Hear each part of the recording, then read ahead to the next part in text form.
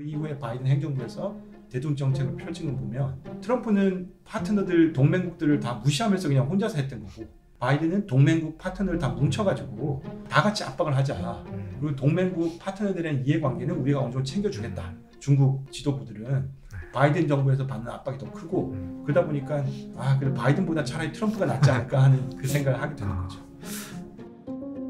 이제 경제적인 부분에서 어쨌든 뭐 저는 개인적으로 궁금한 게 뭐 동남아가 앞으로 어쨌든 이런 지정학적으로 좀 중요해지고 또 인구도 젊고 하니까 앞으로 굉장히 좀 활기찬 어떤 경제 지역이 되지 않을까 싶어서 10년 투자를 하면은 네. 동남아에 투자하는 것도 좋을 것 같다 이 생각을 하긴 하는데 그게 뭐 보시기에 어떤가요? 이 미중 패권 전쟁 하에서 좀 경제적인 수혜도 많이 입는 지역이 맞을까요? 네. 수혜를 입는 국가가 있을 거고 네. 또 수혜를 받지 못하는 국가가 있을 텐데 네. 요거는 궁극적으로 제가 봤을 때는 지금 얘기하기는 힘들고 각국이 어떤 식으로 여기에 잘 적응해가지고 대처하느냐에 따라서 많이 달린 것 같습니다.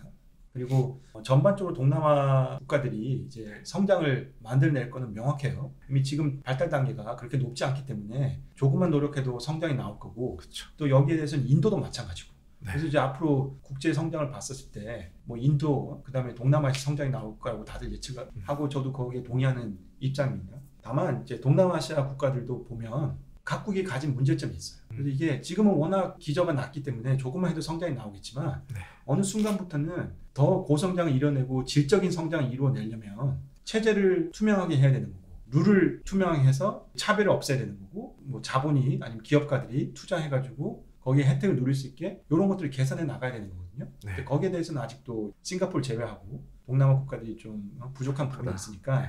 그런 것들이 어떻게 진행되느냐 보면서 투자하시는 걸 고려해 보시면 좋지 않을까 싶습니다. 그래서 어쨌든 투자를 생각하려면 어쨌든 그 각국이 경제적으로는 또 이 미중 패권 전쟁 하에서 어떻게 움직이는지를 대략적으로 좀 거시적으로 좀 훑어볼 수 있으면은 좋을 것 같은데요. 베트남이라든지 뭐 이런 국가들이 경제가 어떻고 미중 패권 전쟁 하에서는 또 어떤 영향이 또 있는지 그런 부분 말씀해 주실 수 있을까요? 네. 저희가 이제 처음에 시작을 미중 패권 전쟁을 시작했습니다. 네. 그리고 이 미중 패권 전쟁을 보는 이제 여러 가지 관점에서 저희가 많이 얘기했던 게 테크놀로지 대 넌 테크놀로지 네. 아니면 테크놀로지 대 자원이라고 봤었잖아요. 네. 그래서 여기에서 이제 미국이 이 패권 전쟁에서 추진하고자 하는 것 중에 핵심적인 게 글로벌 공급망 재편이에요. 그러니까 이 말인즉 그 전까지 WTO를 필두로 한 국제 무역 질서에서 미국하고 중국하고 서로 긴밀한 관계를 맺었고 이 관계를 어떤 식으로든지 줄이든지 아니면 그 질을 바꾸든지 하는 노력을 미국이 하고 있고 그러면 그 바뀌는 과정에서 중국이 그전까지 했던 역할을 다른 어떤 국가들이 해줘야 되든지 아니면 미국 본인이 하든지 이게 공급망 재편이거든요. 그래서 여기서 제가 봤을 때는 크게 핵심적인 게 자원의 공급망, 그러니까 안정적으로 자원을 공급받는 우리나라 같은 제조 국가에서는 어마어마하게 중요하죠. 그 자원을 공급만 받는 게 아니고 적정한 가격의 공급을 받아야 되는 거예요. 미국이 그 노력을 또 하고 있고 또 다른 하나는 미국은 팀 USA는 테크놀로지를 다 가지고 있는 국가이기 때문에 요즘 세상에 테크놀로지가 없으면 어떻게 패권 경쟁을 상상도 못 하잖아요. 그러니까 저 중국한테 미국은 그 파트너로서 테크놀로지를 가지고 있는 국가들하고 같이 협력해가지고 중국한테 압박을 넣고 있는 상황이거든요. 자 그러면 중국 입장에서는 팀 USA는 테크놀로지를 가지고 있고 팀 차이나는 전반적으로 자원을 가지고 있다고 말씀드렸잖아요. 자 그럼 중국은 이 자원을 이용해가지고 팀 USA한테 압박을 넣을 수가 있어요. 그래서 최근에 이제 중국이 히토류를 수출을 제한한다는 등등 얘기가 나오는 게 딱 그런 의미가 좀 있고 거기에 이제 중동 국가들하고 협력을 하는 것도 중국 입장에서는 만에 하나 일단 자기들도 페트롤을 공급을 받아야 되니까 중동 국가들이 미국 편에 서버리면 중국은 아무것도 네. 할 수가 없잖아요. 그러니까 일단 그거를 안정적으로 유지해 가야 되는 거고 이제 요 과정에서 동남아시아, 한국, 일본, 대만이 미국이 구상하고 있는 이 공급망 재편 그리고 팀 USA, 팀 차이나의 이 공급망 충돌에서 핵심적인 역할을 할 수밖에 없습니다. 뭐 히토류만 해도 제가 듣기로는 뭐 2위 국가 이제 베트남이다. 그러면 이제 중국이 해오던 뭐 세계의 공장 역할과 그런 부분들이 뭐 동남아로 옮겨가는 걸 이제 미국도 좀 구상을 하고 있는 거라고 봅니다. 그래서 저희가 일단 저 그래프를 한번 보시면 제가 요거를 제가 가지고 왔는데 요게 1960년부터 최근까지 미국, 중국, 일본의 전체적인 이제 GDP 숫자를 나타내고 있는데 여기 한번 보시면 재미있는 게 이제 일본은 노란색 선인데 자, 1980년도 거쳐서 90년대 초반까지 보시면 이 추이는 일본 경제의 GDP가 미국을 추월하지 않을까 하고 그때 당시에는 생각해 볼 수 있는 추이인 거죠. 근데 저희가 지난번 시간에 얘기를 나눴듯이 1980년도에 미국이 일본을 테크놀로지를 눌렀어요. 그게 이제 반도체 협정을 맺었죠. 네. 그다음에 이제 금융에서는 플라자 합의를 도출해냄으로써 일본의 경쟁력을 약화시켰던 거죠. 근데 일본은 그때 당시에 미국한테 아무것도 할 수가 없었어요. 왜냐하면 국가 안보가 100% 미국한테 의존하고 있었기 때문에 미국이 압박을 넣으니까 본인들이 사인했던 거죠. 그래서 저는 이걸 이제 역사학자들은 한 시간이 지나면 저는 이렇게 볼 것 같아요. unequal treaty라고 원래 이제 우리도 식민지를 당하고 했었을 때 일본이 강대국이니까 저희한테 네. 항일협정 그냥 힘으로 이제 밀어붙이는 거잖아요. 네. 그 너무나 불공평한 이 협정을 어쩔 수 없이 맺었던 건데 일본이 딱 그 꼴을 당한 거죠. 거의 그 수준으로. 그래서 보시면 물론 그 이후에도 조금 이제 일본 정부도 정책을 잘못 펴고 한 게 있어가지고 90년 초반에 일본의 부동산 불이 터지고 네. 지금까지 일본의 GDP는 정체돼 있었던 거예요. 그리고 아시아에서 그 지난 몇십 년 동안 GDP가 정체된 국가들이 몇 개 없습니다. 그러니까 이게 일본의 GDP 정체가 얼마나 지난 몇십 년 동안 아시아의 모든 국가들은 몇 배씩, 몇십 배씩 성장을 했는데 그렇죠. 본인 혼자서 제자리 걸음을 했던 거예요. 그러니까 이거는 미국의 패권에 일본이 뭐 명확하게 도전했다고 볼 수는 없지만 일단 경제적으로 패권에 도전했거든요. 그리고 제가 기억하는 거는 그 당시에 일본에서 어떤 얘기가 있었냐면 혹시 니혼진론이라고 들어보셨어요? 아, 일본인 일본인은 특별한 어떤 네. DNA를 가졌다. 네. 우리는 유별나게 똑똑하고 열심히 하고 문화가 다르고 네. 그래서 본인들의 경제 성장이 이 국제 질서에 포함돼가지고 성장이 나왔다 보는 게 아니고 우리가 너무 잘해가지고 나왔다 하는 이제 자만심인 거죠. 그게 1980년도 후반 중후반부터 일본에서 대두되기 시작했어요. 항상 주식에서도 자만하면 꼭지였던 거예요. 네. 그래서 지금도 이제 지나가서 보면 그때 꼭지였던 거고. 네. 자, 그럼 중국을 한번 보시면 중국은 80년도 거치면서 개혁 개방의 길로 들어왔었고 점점 경제 성장을 그나마 잘 하다가 자, 언제부터 폭발적인 경제 성장이 나왔냐? 2001년도 WTO 가입부터 그때도 미국 정부가 용인을 했던 거예요. 지난번에 말씀드렸듯이 미국 행정부에서 아들 부시 행정부에서 고민을 했었었고 자 중국의 개혁 개방의 목소리에 힘을 실어주자 해서 중국의 WTO 가입을 미국 용인했던 거고 그 이후부터 중국의 경제 성장은 급속도로 발전했었죠. 그리고 미국의 경제 성장도 이 과정에서 꾸준히 증가했습니다. 그래서 중국이랑 미국이 이제 구축한 이 국제 공급망 그리고 이 무역 관계는 이 관계 속에서 제일 혜택을 받았던 두 나라는 미국하고 중국이에요. 본인 둘이서 이 전 세계의 GDP를 둘이서 제일 많이 땡겨갔던 거예요. 물론 이제 그 과정에서 중국이 혜택을 더 받고 미국이 덜 받고 그리고 그 과정에서 중국이 2008년도 이제 미국에서 금융 사태가 일어나서 중국 내부에서 미국 그렇게 강대국이 아닐지 모르네 약점이 많네 또 본인들은 경제 성장을 계속 일궈내고 체제의 우월성도 좀 가지고 있고 기억하시면 코로나가 처음에 터졌을 때 중국 정부가 체제 우월성을 많이 선전했어요.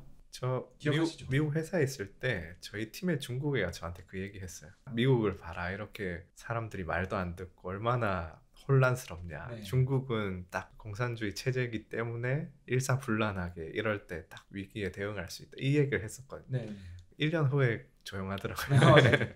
이게 뭐 상황에 따라서 그게 또 장점이 될 수도 있겠지만 네. 그래도 큰 틀에 봤을 때는 미국의 약점을 보고 본인들 체제 우월성을 가지고 또 이제 2008년도 금융위기를 겪으면서 중국에서 또 나왔던 얘기가 뭐 미국의 트레저리를 우리가 덤프해버리면 미국 뭐 망한다는 등등 그런 얘기가 나왔었잖아요. 그게 이제 물론 뭐 역사가 어떻게 펼칠지 봐야겠지만 니혼진론과 비슷한 거네요. 네. 비슷한 느낌이 있지 않나. 너무 자만하고 자기들의 성공이 어떻게 보면 본인들 때문에 나온 게 아니고 미국이 주도하는 이 국제관계 속에 속했기 때문에 나왔다고 봐야 되는 게 맞는데 그러면 그 질서를 도전하는 게 아니고 그 질서 내에서 이 질서를 더 프로모션하는 게 맞다고 볼 수도 있잖아요. 근데 이제 중국도 항상 역사적으로 1등 국가였고 힘이 생기니까 패권을 도전하고 싶었던 거죠. 그래서 지금 그 과정이 있었고 미국 행정부도 중국에 대한 판단이 서서히 바뀌었고 조금 중국도 경제 교류를 하면서 개혁 개방의 길로 들어오면 우리처럼 되지 않을까 싶었는데 그게 아니고 알고 보니까 뼛속까지 공산당, 뼛속까지 레니니스트 그리고 우리 패권에 도전을 하네 했던 게 이제 오바마 행정부 때 고민이었었고 트럼프로 넘어오면서 확실하게 미국 행정부는 중국을 컨테인해야 된다 하는 식으로 결정을 내렸던 거죠. 저 그래프에서 저는 이제 아까 전에 말씀하실 때 살짝 사이드로 궁금한 거는 일본인들은 그럼 개인적으로는 굉장히 반미 감정이 있을 법도 한데 생각보다 일본은 항상 미국을 되게 좋아하고 좀 미국을 선망하는 이미지가 있거든요. 네. 그거는 왜 그럴까요? 이게 네. 꼭 역사적으로 안 좋은 일이 일어났다고 해가지고 그 역사가 고스란히 정치적인 성향으로 반영되지는 않습니다. 왜냐하면 정치라는 거는 그 정치 액터들이 네. 이 역사를 어떻게 이용하느냐에 따라서 달라지긴 하거든요. 그러니까 이제 일본 같은 경우에는 솔직히 미국이랑 적대국이었잖아요. 2차 세계대전 때. 그리고 핵폭탄을 맞았어요. 그러니까 이 사실만 보면 일본은 엄청난 반미 국가가 돼야 되는데 그 이후에 이제 일본의 성장, 개혁, 발전을 미국이 많이 도와줬죠. 그리고 미국의 체제가 들어가가지고 그 시스템이 지금 전후 일본의 시스템이 돼 있다 보니까 거기에 대해서 또 오는 서로 친밀감이 있고 또 이것도 재밌는 이 패턴이긴 한데 아시아 국가들을 한번 전반적으로 보셨을 때 잘 사는 국가, 못 사는 국가가 나뉘는 기준이 하나 있어요. 유교인가요? 아니 꼭 그렇지는 아. 않죠. 네. 그 얘기를 들으면 말레이시아는 태국 사람들 조금 살짝 서운해할 수도 있을 것 같아요. 동북아 어쨌든 잘 네. 살지 않나요? 그 동남아시아에서도 잘 사는 국가들을 그나마 그 중에서 잘 사는 국가들을 네. 추려 보시면 하나 차이가 미국 공급망이 들어갔냐 아니냐에 따라서 차이가 납니다. 네네네. 그래서 일본, 한국, 대만, 싱가포르, 그 다음에 태국, 동남아에서는 그래도 잘 사는 국가였으니까 말레이시아는 뭐 일단 반미는 안 했고 인도네시아도 반미는 안 했잖아요. 그러니까 미국 편에 섰던 국가들은 다 잘 살게 됐고 네. 공산권에 속했던 국가들은 경제적으로는 거의 뭐 망하다시피 아니면 발전도 없고. 자, 그 하나의 예외가 중국인데 중국도 지금 저기서 보시다시피 미국 편에 섰기 때문에 네. 질서에 깊숙이 들어갔기 때문에 자기들도 경제 발전이 이루어진 거거든요. 근데 그 팩트를 간과하고 자기만의 우월성을 주장하고 미국은 이제 내려가는 국가다. 우리는 이제 성장하는 국가다 해서 패권에 도전하게 됐던 거고 지금 미국 행정부는 명확해요. 트럼프 때 이제 무역 전쟁을 했었었고 이거를 저는 이제 어떻게 해석하냐면 트럼프가 중국한테 미국이 예전에 일본한테 했듯이 불평등 조약을 맺으라고 압박을 한 거예요. 그래서 중국의 이제 무역 그 대표단 리우허가 워싱턴 갔었을 때 막 협상을 많이 하면서 네. 한때는 막 협상 박차고 나와가지고 우리가 받아들일 수 있는 요구를 한다. 그 요구 중에 하나가 중국의 이제 SOE를 개혁해라. 그 스테이트 온 엔터프라이즈는 중국 정부가 가지고 있는 이건 공산당의 경제적인 팔인 거예요. 이 팔을 싹둑 잘라내라. 이거를 개혁해라는 거는 공산당의 힘을 빼겠다는 의도라고 봐야 되는 건데 그게 당연히 이제 받아들이기 힘들었겠죠. 그리고 당시 무역 전쟁이 그냥 끝마침 됐던 게 트럼프도 재선을 해야 되고 혜택을 일단 받아가야 되고 중국 정부는 그 재선을 보면서 다시 한번 협상을 하고자 해가지고 서로 이제 단기간 그냥 봉합했던 게 그 무역 협상이 그렇게 완료가 됐던 거거든요. 그리고 거기에 혜택은 중국이 미국한테 다 주는 거예요. 그러니까 불평등 조약이었는데 예전처럼 일본처럼 완벽하게 패권을 포기하는 불평등 조약이 아니고 재선 한번 두고 보자 하는 식으로 서로 그냥 짧게 마무리했던 거고 그때 당시에 제가 중국 국경대에서 오신 학자단들하고 만났을 때 제가 던진 질문이 있어요. 다음 미국 대통령 누구를 원하냐? 그랬더니 다들 했던 얘기가 anyone but Trump였어요. 트럼프만 아니면 마음에 된다. 든다. 했는데 지금은 근데 또 차고죠. 트럼프를 원한다고 들은 것 같은데요. 네. 다시. 트럼프를 원하는 건지 모르겠지만 네. 지금 바이든 행정부가 어마어마한 압박을 넣고 있기 때문에 본인들이 생각했던 민주당으로 정권이 넘어가면 미국이 중국에 대한 기조가 바뀌지 않았을까 하는 것에 대해서 오판을 했던 거죠. 그리고 또 제가 또 다른 걸 하나 말씀드리면 그때 이제 트럼프 행정부에서 바이든 행정부로 정권이 넘어갔고 이제 바이든 행정부가 들어서기 직전에 저희 싱가포르 국립대에서 미국 바이든 행정부에서 외교를 깊숙이 담당하시는 분이랑 웨비나를 한 적이 있어요. 그때 다들 이제 중국에 대해서 관심이 있으니까 네. 너희들은 이제 앞으로 대중 정책 어떻게 펴겠냐. 근데 그분이 했던 얘기가 딱 4단어였어요. 트럼프 행정부의 중국 정책은 not hard enough, not smart enough. 압박을 더 넣었어야 되는데 더 넣지도 않았고 하는 그 과정도 훨씬 더 스마트하게 할 수 있었는데 못했다. 우리는 그거를 하겠다는 거예요. 그러니까 어떻게 보면 트럼프보다도 더 강경하게 중국에 대응하겠다는 입장이었거든요. 네. 그리고 실제로 그 이후에 바이든 행정부에서 대중 정책을 펼친 걸 보면 트럼프는 파트너들, 동맹국들을 다 무시하면서 그냥 혼자서 했던 거고 바이든은 동맹국 파트너를 다 뭉쳐가지고 다 같이 압박을 하자. 그리고 동맹국 파트너들의 이해관계는 우리가 어느 정도 챙겨주겠다 하는 식으로 이제 정책을 폈던 거거든요. 그러다 보니까 이제 현재 중국 지도부들은 바이든 정부에서 받는 압박이 더 크고 그러다 보니까 그래도 바이든보다 차라리 트럼프가 낫지 않을까 하는 그 생각을 하게 되는 거죠. 바이든이 이번에 이스라엘 하마스 이런 전쟁, 뭐 이란 이런 외교 정책적으로 중동에서는 뭐 실패했다는 평가도 있고 좀 바이든을 무능하다고 보는. 근데 저는 개인적으로는 트럼프보다는 바이든이 외교 정책을 훨씬 더 잘했다고 생각하는데 또 여론상 또 바이든을 별로 안 좋게 보는 사람들도 많긴 하더라고요. 네. 보시기에 외교 정책상 바이든이 잘하는 편인가요? 뭐 잘하는 면도 있고 네. 못하는 면도 있는 것 같은데 저는 전반적으로 그렇게 잘한다고 보기는 힘든 것 같습니다. 일단 아시아 정책은 네. 본인들이 좀 명확한 구상이 있었던 것 같아요. 그래서 대중 정책도 동맹국이랑 파트너랑 함께 같이 펴자 해서 거기에 대해서 상의도 많이 하고 논의도 많이 하고 또 이제 미국이 아시아의 정책에서 항상 부족했던 부분이 경제 정책이었어요. 그러니까 과거에는 아니 안보가 우리가 너희들 안보를 책임져 주는데 왜 자꾸 중국한테 가냐. 근데 이제 아시아 국가들 입장에서는 대부분이 개발도상국이잖아요. 경제가 곧 안보인 거고 경제가 곧 정권인 거고 이런 식으로 되다 보니까 미국에서 경제적인 정책을 올바르게 안 펴주면 중국에서 경제적인 혜택이 있는데 이거를 무시하고 미국한테 딱 달라붙기 힘들었단 말이에요. 이걸 드디어 이제 미국도 깨닫고 이제 아시아의 정책의 전반적인 틀에서 안보도 당연히 중요시하게 하겠지만 경제적인 정책도 새롭게 펴겠다 한 게 이제 IPEF라고 인도-패시픽 이코노믹 프레임워크라고 이제 바이든 행정부에서 추진한 게 있고 그 외에 다른 지역들을 보면 뭐 삐그덕하는 게 좀 많이 있죠. 저는 이거를 뭐 정확히 판단할 위치에 있지는 않지만 어떤 식으로 볼 수도 있겠냐 싶으면 예전만 해도 뭐 물론 강대국들 여강들끼리 자기들 이해관계가 충돌하기 때문에 뭐 어마어마한 협조를 하진 않았지만 그래도 교류도 하고 서로 뭐 친구도 있고 이런 것들이 있었단 말이에요. 근데 지금은 이제 이 관계가 다 틀어지고 있는 상황이다 보니까 당연히 분쟁이 일어나도 교류도 더 안 되고 공조도 더 안 되고 인텔리전스도 좀 더 안 되는 것 같고 정보가 이번에 그 하마스 공격한 것도 서로 뭐 전혀 모르고 있고 뭐 이거는 명백하게 미국하고 이스라엘의 인텔리전스의 실패라고 봐야 되거든요. 그러니까 이런 큰 공격을 미리 캐치 못했다는 거는 분명히 정보국의 실패고 근데 이거는 미국하고 이스라엘뿐만 아니라 얼마 전에 이제